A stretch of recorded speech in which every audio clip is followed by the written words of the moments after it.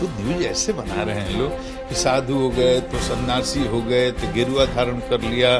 सन्यासी बनना इतना आसान है क्या? अपनी कोई इच्छा नहीं है, भगवान जिस कार्य में जहाँ जैसे नियुक्त करेंगे वहाँ कार्य करेंगे। भगवान के रास्ते में जो आएगा सबको छोड़ देंगे। कि हम जदयू के सदस्य हैं इसलिए भागवत कथा नहीं कर सकते। मैंने तो कभी इस पूरे प्रकरण में एक बार इवन बाय मिस्टेक गलती से भी नहीं कहा कि Sushant Singh Rajput has been killed. हमने अपने एक सीनियर ऑफिसर को भेजा कि वो इन्वेस्टिगेशन को गाइड करेगा। उसको आपने क्वारंटीन मतलब एक तरह से हाउस अरेस्ट कर दिया। अब रिया चक्रवर्ती का स्टेटस और नीतीश कुमार का स्टेटस एक है क्या? एक डीजीपी खोज को निकालो कि विधायक की टिकट के लिए सिटिंग डीजीपी रिजाइन कर दे। एक विधायक से 50 गुना ज्यादा पर्क्स, साधन, फैसिलिटी, रुतबा एक डीजीपी का होता है। मैं एक स्टैंडर्ड एस्टैब्लिश करना चाहता था कि पूरी दुनिया, पूरा हिंदुस्तान देखे कि विधायक कैसा होना चाहिए। बस पुलिस वर्दी छोड़कर सियासी पिच पर किस्मत आजमाने की कोशिश की और उसके बाद इन दिनों भक्ति में लीन है पांडे जी। मैं बात कर रही हूँ बिहार के पूर्व डीजीपी गुप्तेश्वर पांडे की, जो इस वक्त हमारे साथ मौजूद है बीपी पर खास बातचीत करने के लिए। मैं इनसे बात करूंगी, लेकिन इन्होंने पीला रंग का कुर्ता पहना है और साथ में ये इसको क्या धोती कहेंगे? धोती नॉर्मल है, ये मैं 40 साल से पहनता हूँ। हर चीज में कुछ नया दिख रहा है आजकल लोगों को हमें। और पता नहीं, कह रहे हैं आप इन दिनों कथावाचक बन गए हैं। कह रहे हैं मैं कथा का वाचन करता हूँ, इसमें कहने की क्या बात है? मैंने किया श्रीमद् भागवत की कथा का, तो मैंने कहा भगवान के नाम, रूप, लीला और चरित्र का गायन करना चित्तवृत्ति की शुद्धि के लिए हमारे धर्म ग्रंथों में साधन बताए गए हैं। भगवान के नाम रूप का ध्यान करने से, उनकी लीला और चरित्रों का गायन करने से अंतःकरण की शुद्धि होती है, चित्तवृत्ति की शुद्धि होती है। तो अब तो न्यूज ऐसे बना रहे हैं लोग कि साधु हो गए तो सन्यासी हो गए तो गेरुआ धारण कर लिया, तो उनका वेशभूषा। एक हमारे मित्र ने अब एक न्यूज बनाया है, वो महामंडलेश्वर लग रहे हैं, तो आचार्य महामंडलेश्वर लग रहे हैं, जगत गुरु लग रहे हैं। ये अपनी टीआरपी बनाने के लिए, अपना बाजार बनाने के लिए, अपने को चमकाने के लिए, अपनी मार्केटिंग करने के लिए। मैं तो साधारण, ये क्या है? ये कौन गेरुआ है? ये गेरुआ है? ये तो सिंपल कुर्ता है जो गृहस्थ आदमी पहनता है। ये धोती है, कुर्ता है। ये बताइए तो क्या है? मैं कहा सन्यासी बनना इतना आसान है क्या? सन्यासी बनने के लिए तो बहुत बड़ी योग्यता चाहिए, करोड़ों में से कोई एक बनता है। मुझे ये बताइए, जब आपके करियर की बात होगी तो आप पुलिस वर्दी के बाद लोगों को आपका यही भूषा, यही वेश जो है आपका याद आएगा। सेवा करने के बाद 30-35 साल आप सेवा करिएगा, तो सेवा करने के बाद कभी न कभी सेवा निवृत्ति भी होगी।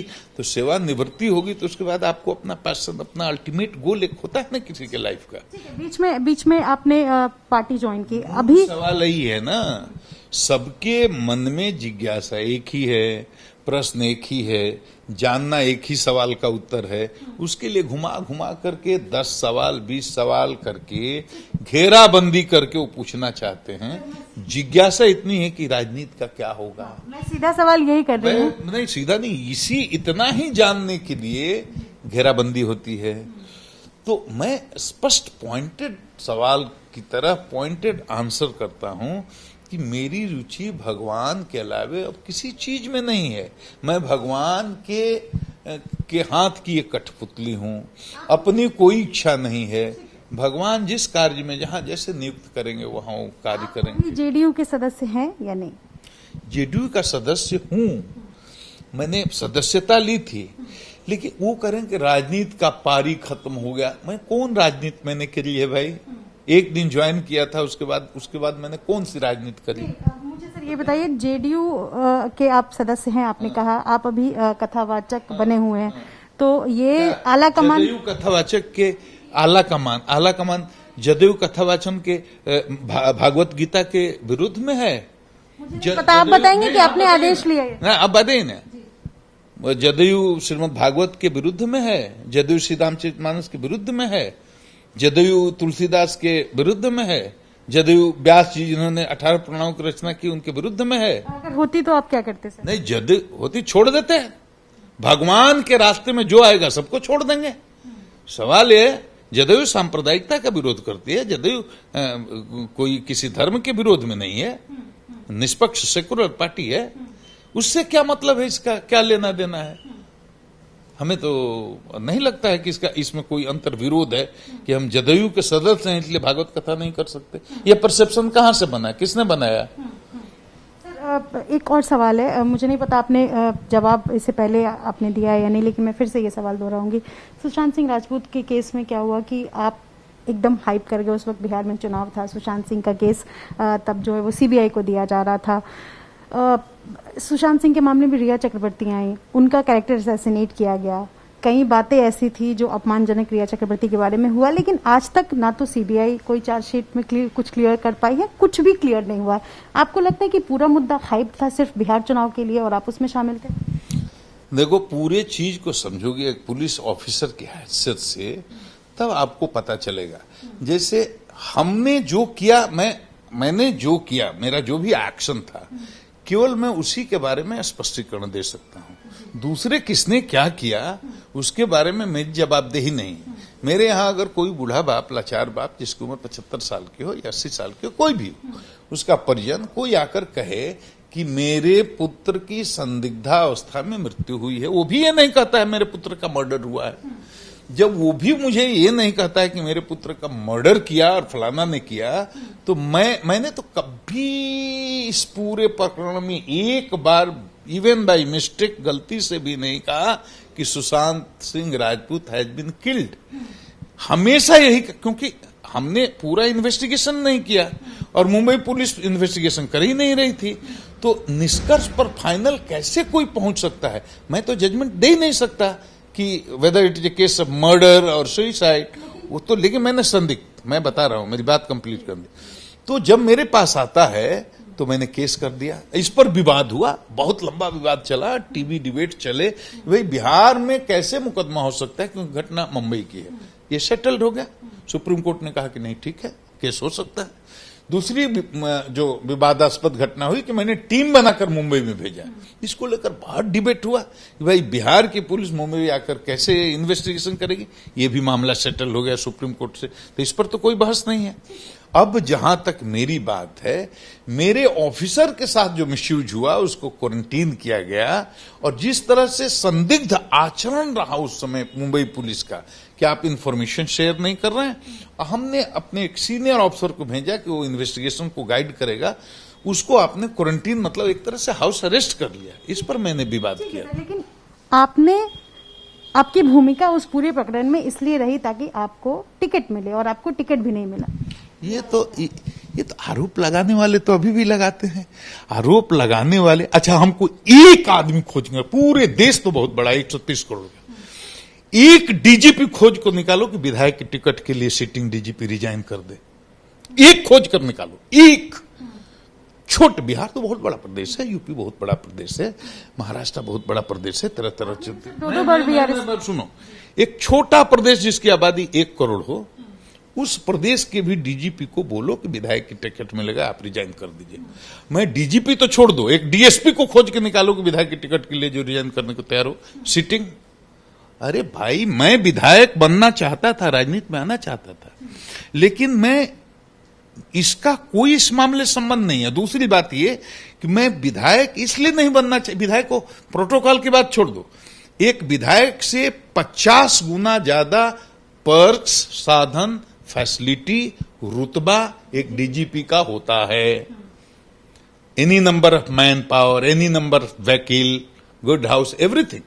मतलब एक विधायक से, प्रोटोकॉल में विधायक बहुत ऊंचे है, लेकिन साधन, सुविधा, संसाधन, रुतबा के मामले में डीजीपी की तुलना एक विधायक से नहीं की जा सकती। आप ऐसा इसलिए कर रहे थे क्योंकि आप कुछ महीनों बाद रिटायर होने वाले। नहीं, यही बात कर रहा हूं कि 6 महीना के पहले कोई इस्तीफा देकर दिखा दे, कोई 6 महीना पहले रिटायर करके इस्तीफा देकर के दिखा दे, कोई दिखा सकता है।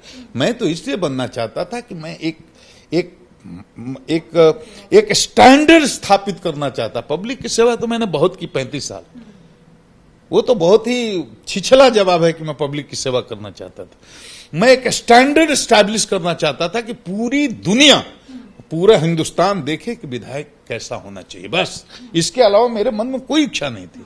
मैंने कहा भी था कि मैं घर में रहूंगा नहीं, मैं गांव शोषितों के यहाँ, दलितों के यहाँ, वंचितों के यहाँ, जिनको कोई पैरवी नहीं, जिनको कोई सुनने वाला नहीं, जिनको खाने को अच्छे से नहीं मिलता, जिनको दवा के हर तरह का, मैं उन लोगों के पास रहूंगा, गांव गांव में रहूंगा, मेरा वही आवास रहेगा। आज इस गांव में, कल उस गांव में, वहां जाना, उनकी बात सुनना, जिसका काम थाना में नहीं हो रहा है, पुलिस के यहाँ नहीं, कलेक्टर के यहाँ नहीं, कमिश्नर के यहाँ नहीं, डॉक्टर के यहाँ नहीं, सबके, मतलब मैं एक आम आदमी का, एक आम विधायक बन करके एक नमूना पेश करना चाहता था कि बाकी पूरे प्रदेश में और पूरे देश में जनता मांग करे कि हमको ऐसा ही विधायक चाहिए। किसी कारणवश ये मौका नहीं मिला। नुकसान किसका हुआ? गुप्तेश्वर पांडे का कुछ नहीं बिगड़ा, नुकसान ये समाज का हुआ, नुकसान जनता का हुआ, उन गरीबों का हुआ, शोषितों का हुआ, वंचितों का हुआ, उनका हुआ जिसके पास पैसा नहीं, उनके पास पैर भी नहीं। रिया चक्रवर्ती के बारे में आपने कहा था कि रिया चक्रवर्ती की औकात नहीं है कि बिहार के सीएम के बारे में ऐसे बोले, तो ये औकात की बात आपने की, आप गाली की हुई बात है, वही बात बोल रही, इसमें कोई मजा नहीं है। मैं कह रही हूँ आपको लगता है आपका ये बयान गलत था? इसका जवाब उसी समय मैंने दे दिया था। रिया चक्रवर्ती नेम्ड एफआईआर अक्यूज थी, केस की नेम्ड एफआईआर अक्यूज थी, मतलब उन पर नेम्ड एफआईआर हुआ था। तो एक, उन्होंने सरेंडर नहीं किया था, गिरफ्तार भी नहीं हुई थी, तो नेम्ड एफआईआर अक्यूज किसी देश के संवैधानिक ढंग से चुने हुए मुख्यमंत्री के विरुद्ध कोई टिप्पणी करे, मैंने बोला था ये उनके हैसियत की बात नहीं है, ये उनको नहीं करना चाहिए। ये बात किसी को बुरी लगी तो इंस्टेंटली उसी समय 1 घंटा के अंदर कहा कि मैं इस बात को वापस लेता हूं। अब उसकी बात क्या करनी है?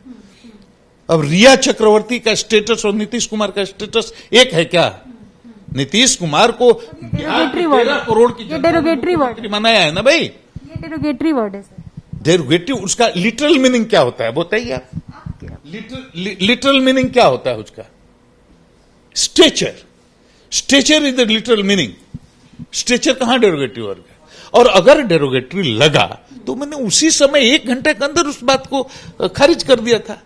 आप देखिए ना, यहाँ तो संसद में और विधानसभा में लोग एक दूसरे पर जूते फेंकते हैं और गाली देते हैं। आखिरी सवाल है, आज की तारीख में गुप्तेश्वर पांडे को मैं क्या कहूँ? एक पूर्व डीजीपी, एक नेता जेडीयू के, या फिर? देखिए, हमको समझने के लिए आपको अपने को समझना पड़ेगा सबसे पहले। हर आदमी अपने को समझे, हर आदमी का अपना पर्सनालिटी है, हर आदमी का अपना परसेप्शन है, हर आदमी का अपना बिलीफ सिस्टम है। वो बना कैसे है? उसकी फैमिली बैकग्राउंड, उसका सोशल बैकग्राउंड, उसका कल्चर बैकग्राउंड, उसका एकेडमिक पर्सनैलिटी है, इसलिए उसका मैं बात तो सुन लीजिए। हर आदमी कैसे बनता है? आपका बिलीफ सिस्टम कैसे बना है? आपका वैल्यू सिस्टम कैसे बना है? आपका परसेप्शन कैसे बना है? आपकी पर्सनालिटी कैसे बनी है? आपका फैमिली बैकग्राउंड, आपका सोशल बैकग्राउंड, आपका एकेडमिक बैकग्राउंड, आपका कल्चर बैकग्राउंड, आपका geographical background, all these factors club together shape your personality. तो जैसी आपकी पर्सनालिटी होगी, जैसा आप परसेप्शन होगा, तो वैसा ही बाहर में दुनिया दिखेगी। तो उसी हिसाब से आप किसी की समीक्षा कीजिएगा, किसी को देखने का तरीका, प्लस योर मोटिव। अगर हम आपको पसंद हैं तो मेरी 10 गलत बातें भी आप पचा जाइएगा, आप उसको इग्नोर कर सकते हैं। अगर हम आपको पसंद नहीं है तो मेरी अच्छी चीज भी आपको पसंद नहीं आएगी। तो आदमी का अपना इंटेंशन, अपना मोटिव, अपना परसेप्शन, ये बहुत सारे फैक्टर्स हैं। लाल चश्मा लगाइएगा, दुनिया लाल दिखेगी, हरा चश्मा लगाएगा, दुनिया हरा से। हम एक साधारण ह्यूमन बीइंग हैं। I am very simple common human being, एक आम आदमी जिसके अंदर जनता की सेवा करने की इच्छा कूट कूट करके भरी थी। 33 वर्षों तक जब तक नौकरी में रहा, कभी मेरे यहां जनता से मिलने का टाइम नहीं था। डीजीपी से लेकर एसपी तक एक एक आदमी से, झोला वाला हो, सब्जी बेचने वाला हो, जूता सीने वाला हो, रिक्शा चलाने वाला हो, टमटम चलाने वाला हो, कोई आदमी कभी भी सीधा मेरे पास आ सकता था। मैं सबसे मिलता था, सबकी सुनता था। जो करना, ये आज से थोड़े कर रहा हूं, 33 साल से। और मैंने कभी जात पात, हिंदू मुस्लिम, किसी तरह का कोई भेदभाव नहीं किया। और इसी कारण से कहीं भी दंगा फसाद स्थिति होती थी, विधि व्यवस्था की स्थिति होती थी, चाहे जो भी सरकार रही हो, जो भी चीफ मिनिस्टर हो, उनके पास एक ही उसका इलाज हुआ करता था, गुप्तेश्वर पांडे को भेज दो और निश्चिंत हो जाओ, कुछ नहीं होगा। और हिंदू हो चाहे मुस्लिम हो, कहीं भी मैं गया, मुझे याद ही नहीं कि 33 साल में मैं एक बार फेल करके आया। इसलिए कि मैं शुद्ध हृदय से सोचता हूं, शुद्ध हृदय से बोलता हूं। अब मेरी लोकप्रियता से किसी को ईर्ष्या हो जाए और उसके चलते वो न्यूज को ट्विस्ट करने लगे, इधर से उधर बनाने लगे, या व्यक्तिगत दुश्मनी के कारण भी लोग न्यूज बनाते हैं। पत्रकार भी क्या होते हैं, हमारे आप जैसे लोग होते हैं ना, डॉक्टर, पत्रकार, प्रोफेसर, टीचर, जो भी हो। तो आदमी जहां रहेगा, जिस प्रोफेशन में रहेगा, उसके अंदर का अपना परसेप्शन जो है ना, वो मैटर करता है। वो न्यूज भी बनाएगा तो अपने एंगल से बनाएगा, बात भी करेगा अपने एंगल से, देखना भी होगा तो अपने एंगल से देखेगा। तो चाहे वो टीचर हो, चाहे प्रोफेसर हो, चाहे पुलिस अफसर हो, चाहे पत्रकार हो, सब ह्यूमन बींग्स हैं। सबके अपने अपने अलग पर्सनालिटी, अलग बिलीफ सिस्टम है, उसके हिसाब से देखते हैं। एक ही चीज को देखने के 5 तरीके हो सकते हैं। मुझे देखिए कि मैं एक सिंपल आम आदमी की तरह एक आम आदमी हूं, जिसकी भगवान में रुचि है, अध्यात्म में रुचि है, और सेवानिवृत्त होने के बाद मैं उस अपने रुचि को, उसके लिए समय दे रहा हूं, बस। बहुत शुक्रिया बात करने के लिए सर हमसे। तो गुप्तेश्वर पांडे हैं सामने, बिहार के डीजीपी तो ये रह ही चुके हैं। इन्होंने पार्टी भी ज्वाइन की, लेकिन फिलहाल ये अपने आप को एक महज सिंपल और साधारण इंसान मान रहे हैं। सहयोगी विशाल राय के साथ निधिश्री, एबीपी न्यूज।